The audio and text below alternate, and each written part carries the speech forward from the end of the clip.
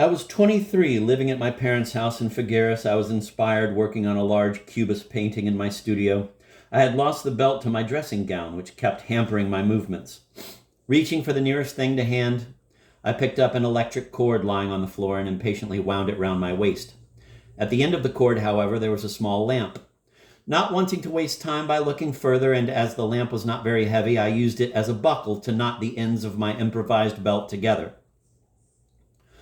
I was deeply immersed again in my work when my sister came in to announce that there were some important people in the living room who wanted to meet me. At this time, I had considerable notoriety in Catalonia, less because of my paintings than because of several cataclysms that I had unwittingly precipitated. I tore myself ill-humoredly from my work and went into the living room. I was immediately aware of my parents' disapproving glance at my paint-spattered dressing gown, but no one yet noticed the lamp which dangled behind me, right against my buttocks. After a polite introduction, I sat down, crushing the lamp against the chair and causing the bulb to burst like a bomb. An unpredictable, fateful, and objective hazard seems to have systematically singled out my life to make what are normally uneventful incidents violent, phenomenal, and memorable. In 1928, I was giving a lecture on modern art in my native town of Figueres, with the mayor acting as chairman and a number of local notables in attendance. An unusual crowd had gathered to hear me.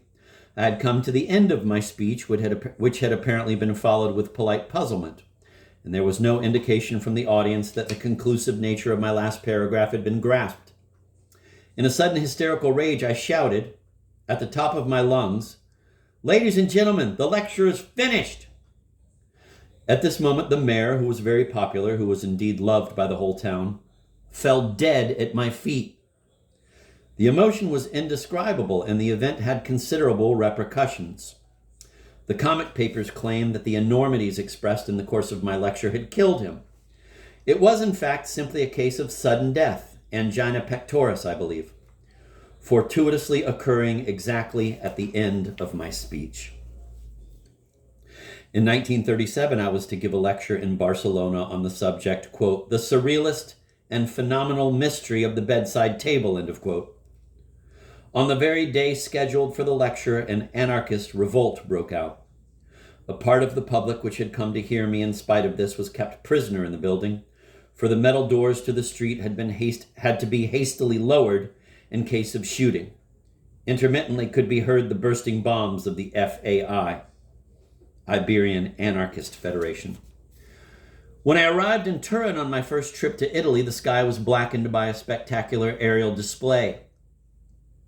Through the streets marched torchlight parades. War had just been declared in Abyssinia. Another lecture in Barcelona, the theater in which I was to talk, caught fire that same morning. It was quickly put out, but the conflagration was more than enough to give a light of immediacy to the evening lecture.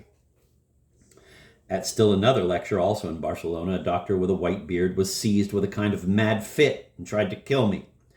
It took several people to subdue him and drag him out of the hall. In 1931, in Paris, in the course of the showing of the surrealist film L'Age d'Or, on which I had collaborated with Buñuel, the Camelots du Roi, King's henchmen, threw ink bottles at the screen, fired revolvers in the air, assaulted the public with bludgeons, and wrecked the exhibition of surrealist paintings on display in the theater lobby.